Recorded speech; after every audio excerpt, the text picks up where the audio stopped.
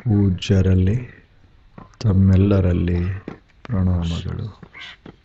ನಮ್ಮ ಕಲ್ಪನೆಗಳು ಬಹಳ ಚಿಕ್ಕವು. ಮನುಷ್ಯ ತನ್ನ ಆಕಾರ ಕೊಟ್ಟ ದೇವನಿಗೆ. ಈಗ ನಮಗೆ 2 ಕಾಲದಾವ, ದೇವರಿಗೆ 1-2 ಕಾಲು ಹಚ್ಚದೇವಿ. ನಮಗೆ ಒಂದ ತಲೆ ಅದ, ದೇವರು ಒಂದ ತಲೆ ಯಾಕ ಅಂತ 4-5 ಮಾಡ್ದೇವಿ. ಮಾಡಿಲ್ಲೇನು? ಹೀಗೆಲ್ಲ ಬದಲಾವಣೆ ಮಾಡ್ಕೋತ ಬಂದು ನಮಗೆ ಹೆಂಗೆ ಬೇಕೋ ಹಂಗೆ ದೇವರನ್ನು ರೂಪಿಸಿದೇವಿ. ನಮಗೆ ದೇವರು ಹೆಂಗಾಯಿತು ಅಂದರೆ, ಒಂದು ಸ್ತ್ರೀ ದೇವರು, ಒಂದು ಪುರುಷ ದೇವರು. ಯಾಕೆ ಮನುಷ್ಯ ಪುರುಷ ಸ್ತ್ರೀ ಅದಾನ. ದೇವರೆಂದರೆ ಹೆಣ್ಮಕ್ಕಳಾಗ್ತಾರೆ, ದೇವರೆಂದರೆ ಗಂಡು ಮಕ್ಕಳಾಗ್ತಾರೆ ಹೇಳಿ. ಆಗಬಾರ್ದಂತಲ್ಲ. ಅವು ನಮ್ಮ ದೇವರು. ಖರೇ ದೇವ್ರಂತೇನದ ಅದಕ್ಕೆ ಏನೂ ಇಲ್ಲ. ಅದು ಗಂಡು ಅಲ್ಲ, ಹೆಣ್ಣು ಅಲ್ಲ, ಏನಲ್ಲ. ನಮ್ಮ ದೇವರಿಗೆ ಲಗ್ನ ಮಾಡ್ತೇವೆ, ಏನು ಮಜಾ ಅದ. ಅದಕ್ಕೂ 1-4 ಮಕ್ಕಳು ಹುಟ್ಟುತ್ತಾವೆ. ನಮ್ಮ ದೇವರು ನಮ್ಮಂಗೆ ಇರಬೇಕಲ್ಲ, ಇನ್ಹ್ಯಾಂಗಿರೋದು. ಕೆಲವು ಕಡೆ ದೇವರದಾವ, ಅದು 7 ಮಕ್ಕಳ ತಾಯಿ. ಏನು ನೋಡ್ಬೇಕು. ಇವೆಲ್ಲ ನಮ್ಮ ದೇವರು ತಪ್ಪಲ್ಲ. ನಮ್ಮ ದೇವರು ಹಿಂಗೆ ಇರೋದು, ಇನ್ಹ್ಯಾಂಗಿರೋದು. ಅದು ನಮ್ಮ ದೇವರು ಹೀಗೆ ಇರೋದು. ನಾವು ಹ್ಯಾಂಗದೇವಿ ಹಂಗೆ. ಆದರೆ ನಿಜವಾದ ದೇವರು ಹೇಗಿರ್ತಾನಂದ್ರೆ, ಅನಂತ, ನಿಸ್ಸೇಮ, ನಿರೂಪ, ಅಂಥ ಅದ್ಭುತವಾದ ದೇವರು. ಅದಕ್ಕೆ ಬಸವಣ್ಣ ಹೇಳಿದರು, ಜಗದಗಲ ಮುಗಿಲಗಲ ಮಿಗಿಲಗಲ ನಿಮ್ಮಗಲ, ಪಾತಾಳದಿಂದ ತತ್ತ ನಿಮ್ಮ ಶ್ರೀ ಚರಣ, ಬ್ರಹ್ಮಾಂಡದಿಂದ ತತ್ತ ನಿಮ್ಮ ಶ್ರೀ ಮುಕುಟ, ಅಗಮ್ಯ ಅಗೋಚರ ಅಪ್ರತಿಮಲಿಂಗವೇ. ಏನು ವರ್ಣ ಮಾಡ್ತಾರೆ ಬಸವಣ್ಣನ. ಅಗೋಚರ, ಅಪ್ರತಿಮ, ಅಗಮ್ಯ, ಅಂಥ ಲಿಂಗ. ಶಬ್ದಗಳನ್ನು ನೋಡೋದು.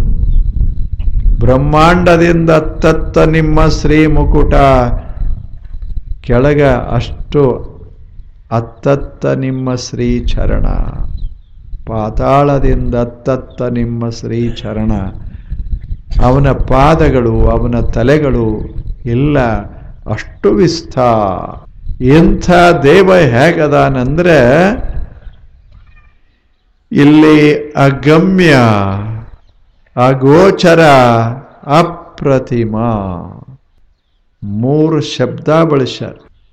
ಅಪ್ರತಿಮ ಹಿಂಗದಾನ ಅಂತ ಹೇಳಲಿಕ್ಕೆ ಬರೋದಿಲ್ಲ, ಹಂಗದಾನ ದೇವರು. ಅವನಂಥ ಇನ್ನೊಂದು ವಸ್ತು ಜಗತ್ತಿನೊಳಗೆ ಇಲ್ಲ. ಅಪ್ರತಿಮ ಒಂದೇ, ಅದು 2 ಅಲ್ಲ. ಯಾವುದು ಇಷ್ಟು ದೊಡ್ಡದಾಗಿರ್ತದೆ ಅದು 2 ಇರೋದಿಲ್ಲ. ಅನಂತವಾದದ್ದಕ್ಕೆ 2 ಇರೋದಿಲ್ಲ. ಸಣ್ಣ ವಸ್ತುಗಳು 2 ಇರ್ತಾವ, 4 ಇರ್ತಾವ. ದೇವ 1 ಅಲ್ಲ, 2 ಅಲ್ಲ, ಏನೂ ಅಲ್ಲ, ಅನಂತ. ಇದು ಬಸವಣ್ಣನವರದು.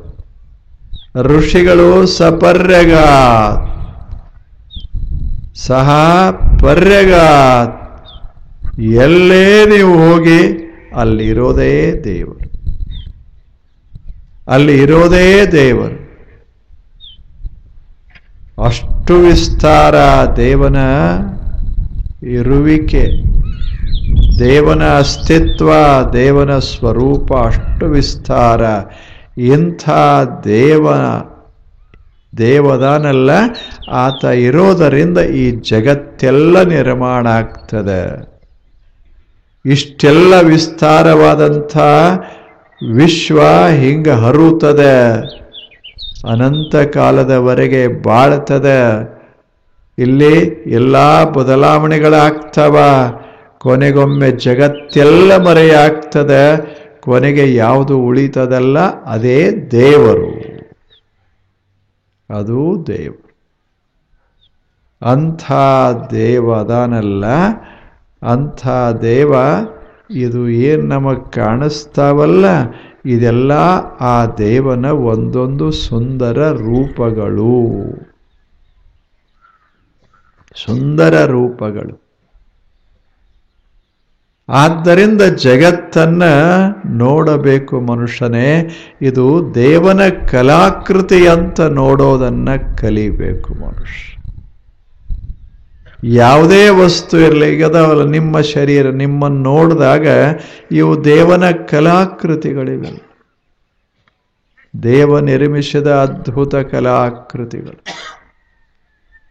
ಇದು ದೇವ, ಆತ ಒಳಗೆ ಹೊರಗೆ ಎಲ್ಲ ಕಡೆ, ಅದರ ಅವನ ಅಭಿವ್ಯಕ್ತಿ, ಆತನ ಕೃತಿಗಳು ಈ ವಿಶ್ವದ ತುಂಬೆಲ್ಲ, ವಿಶ್ವದ ತುಂಬೆಲ್ಲ. ಒಂದು ಕಥೆ ಹೇಳ್ತಾರೆ, ರಷ್ಯಾ ದೇಶ ಅದು, ಅಲ್ಲೇ ಒಂದು ಕ್ರಾಂತಿ ನಡೀತು. ಕ್ರಾಂತಿ ಏನು ಅಂದರೆ ದೇವಾಲಯಗಳನ್ನು ನಾಶ ಮಾಡೋದು, ದೇವರು ಇಲ್ಲ ಅಂತ ಸಿದ್ಧ ಮಾಡೋದೊಂದು ಕ್ರಾಂತಿ ಆಯಿತು. ಒಂದು ಸಲ ಅವೆಲ್ಲ ಹುಡುಗರು ಪ್ರಚಾರಕ್ಕೆ ಹೋಗ್ತಿದ್ರು, ಎಲ್ಲವನ್ನ ಅಲ್ಲಗಳಿತಿದ್ರು. ಅಂಥ ಒಂದು 7-8 ಹುಡುಗರು ಬಲಾಢ್ಯರು, 20-30 ವರ್ಷದ ಹುಡುಗರು ಹೀಗೆ ಬರ್ತಾ ಇದ್ರು. ಒಂದು ಮನೆ, ಆ ಮನೆಯೊಳಗ ಒಬ್ಬ ಮುದುಕೆ ಕೂತಿದ್ಲು. ಸಣ್ಣ ಮನೆ, ಆಕೆ ಎದುರಿಗೆ ಒಂದು ದೀಪ ಉರಿತಿತ್ತು. ಆ ಮುದುಕೆ ಆ ದೀಪದ ಎದುರ ಕೂತ್ಕೊಂಡು ಭಗವಂತನ ಪ್ರಾರ್ಥನೆ ಮಾಡ್ತಿತ್ತು. ದೇವನೇ, ನನಗೊಂದಿಷ್ಟು ಶಾಂತಿ ಸಮಾಧಾನ ಕೊಡು ಅಂತ ಪ್ರಾರ್ಥನೆ ಮಾಡ್ತಿದ್ಲು. ದೇವನೇ, ಇಷ್ಟೆಲ್ಲ ಜಗತ್ತದಲ್ಲ, ಇದೆಲ್ಲ ಮನುಷ್ಯರದಾರಲ್ಲ, ಎಲ್ಲರಿಗೂ ಒಂದಿಷ್ಟು ಸಮಾಧಾನ ಆಗುವಂಗೆ ಮಾಡುವಂತ ಪ್ರಾರ್ಥನಾ ಮಾಡ್ತಿದ್ಲು.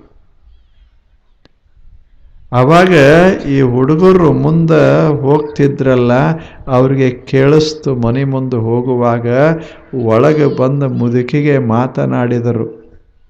ನಿನಗೇನು ಗೊತ್ತಿಲ್ಲೇನು ಅಂದರು. ಏನು ಅಂದ್ಲು ಮುದುಕೆ, ನಿನ್ನ ದೇವರು ಹೋದ, ಈಗ ದೇವರಿಲ್ಲ ಜಗತ್ತಿನೊಳಗೆ, ಎಲ್ಲ ಹೋತು, ನಿನಗೆ ಗೊತ್ತಿಲ್ಲ. ಇಡೀ ರಷ್ಯಾ ದೇಶದಾಗ ದೊಡ್ಡ ಕ್ರಾಂತಿ ಆಯ್ತು, ಈಗ ದೇವರು ಇಲ್ಲ ಅಂತ ಸಿದ್ಧ ಆಯ್ತು. ಇಲ್ಲೆಲ್ಲಿ ದೇವರು, ಎಲ್ಲವೂ ನಾವೇ ಅಂದರು. ಅವಾಗ ಅವರು ಕೇಳಿ, ಮುದುಕೆ ನೋಡಿದ್ಲು ಅವ್ರ ಕಡೆ, ನಕ್ಕಳು. ಅವಾಗ ಅವರು ಕೇಳಿದರು, ಎಷ್ಟು ದಿವಸ ಆಯಿತು ಇದನ್ನು ಪ್ರಾರ್ಥನಾ ಮಾಡ್ಕೋ ಅಂತ. ನಾ ಎಂದ ತಿಳುವಳಿಕೆ ಪಡೆದೆ ಅಂದ ಶುರು ಮಾಡೇನಿ, ಸಣ್ಣವಳಿದ್ದಾಗ, ಈಗಲೂ ಮಾಡ್ತಾ ಇದ್ದೇನೆ. ಆವಾಗ ಅವರಂದ್ರು, ನಿನ್ನ ಜೀವನ ವ್ಯರ್ಥ ಆಯಿತು ಅಂದ್ರು. ಇಲ್ಲದ ದೇವರಿಗೆ ಇಷ್ಟು ವರ್ಷ ಪ್ರಾರ್ಥನಾ ಮಾಡೋದು ವ್ಯರ್ಥ ಅಲ್ಲೇನು ಅಂದರು, ಹುಚ್ಚದೇನೇನು ಅಂದರು.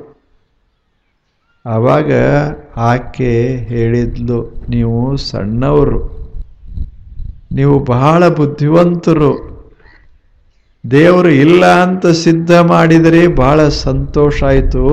ಆದರೆ ಏನು ಮಾಡೋದು, ನೀವು 4 ಜನರ ಮಾತು ನಡಿಬೇಕಲ್ಲ ಜಗತ್ತಿನಾಗ. ಇಲ್ಲಿ ಆಕಾಶದಾಗ ನೋಡಿ, ಅಲ್ಲೊಬ್ಬ ಚಂದ್ರ, ಅಲ್ಲಿ ಸಾವಿರಾರು ನಕ್ಷತ್ರಗಳು, ಅವೆಲ್ಲ ಹೇಳಕತ್ಯಾವ ನಮ್ಮನ್ನ ರೂಪಿಸಿದ ದೇವರು ಅದಾನ ಅಂತ ಅವು ಹೇಳ್ತಾವ. ನೀವು 4 ಮಂದಿ ಬಂದು ಹೇಳಿದ್ರೆ ಅದು ಹೆಂಗಾಗ್ತದ ಅಂದ್ಲು ಮುದುಕೆ. ಇಷ್ಟೆಲ್ಲ ಅದಲ್ಲ, ಅವೇ ಸಾರ್ಥವ.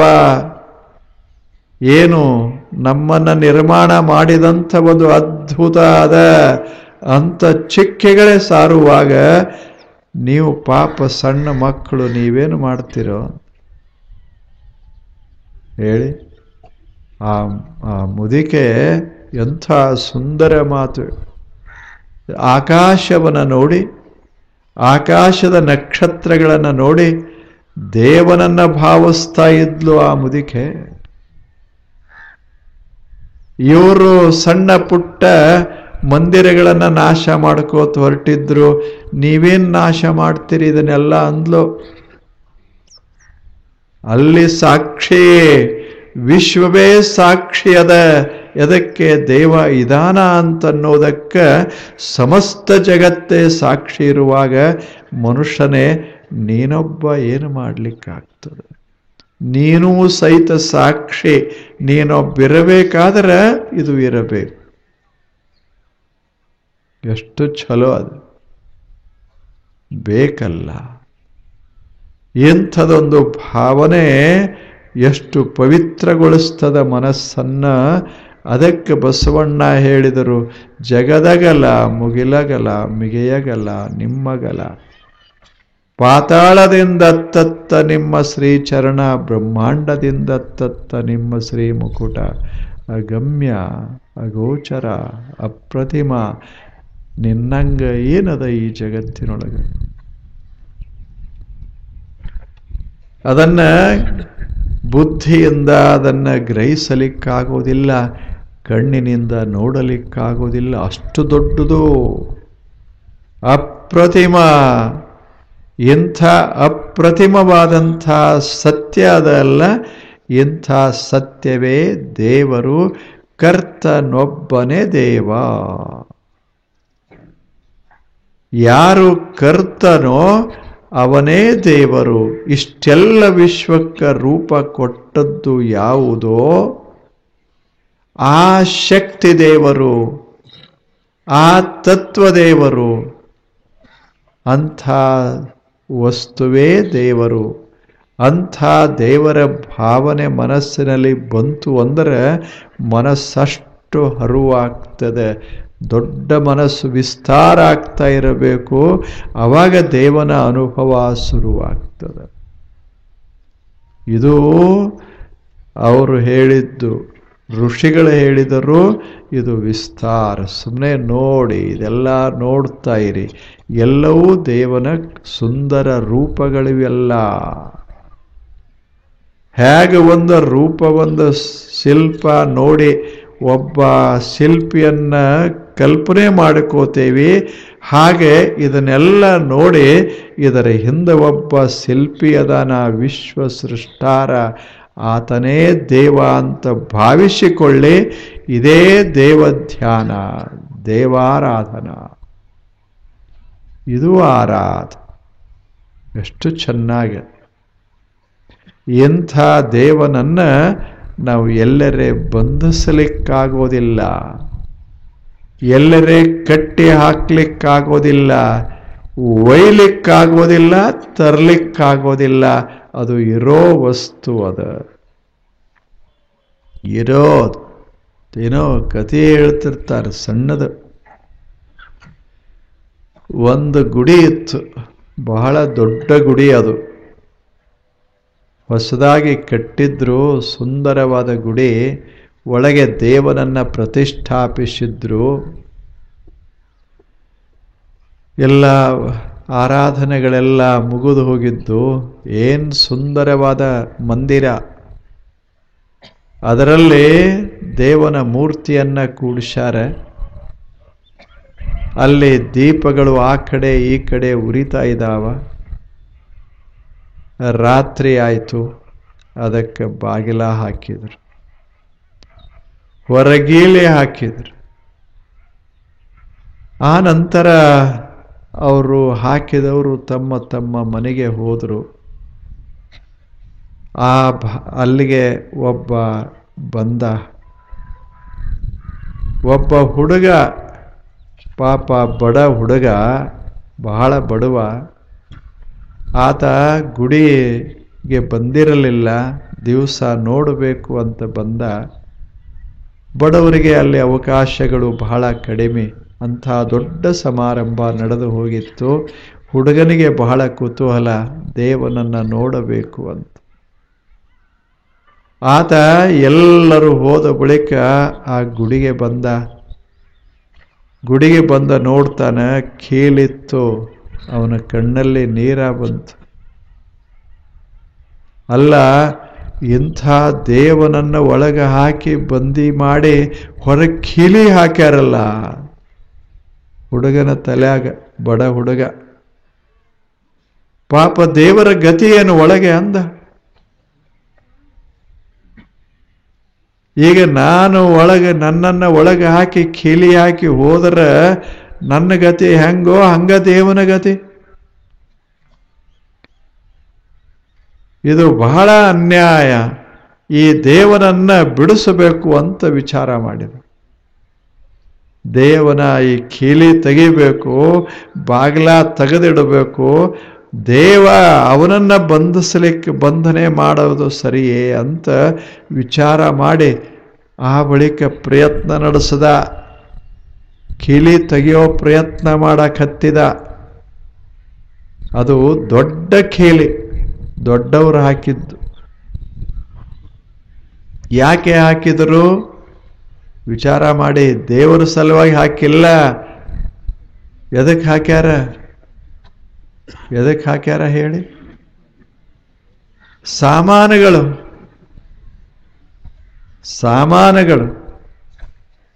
ದೇವರಲ್ಲ, ದೇವರ ಮೇಲೆ ಹಾಕೋ ಸಾಮಾನುಗಳು, ಕಿರೀಟ, ಮೈ ಆಭರಣಗಳು, ಬಟ್ಟೆಗಳು ಎಲ್ಲ ತೆಗೆದು ಒಳಗಿಟ್ಟು ಹೊರಗೆ ಕೀಲಿ ಹಾಕಿದರು.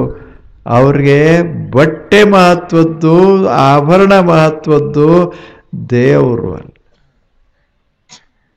ಹಂಗ ಕೀಲಿ ಹಾಕಿದ್ರು. ಬಹಳ ದೊಡ್ಡ ಕೀಲಿ, ಮುರಿಲಿಕ್ಕಾಗ್ತಿರ್ಲಿಲ್ಲ. ಹುಡುಗ ಮಾತ್ರ ಪ್ರಯತ್ನ ನಡೆಸಿದ್ದ. ಒಳಗೆ ಕಿಂಡಿಯೊಳಗಿಂದ ಬೆಳಕ ಕಾಣಿಸ್ತಿತ್ತು, ಒಳಗೆ ಮೂರ್ತಿ ಕಾಣ್ತಿತ್ತು.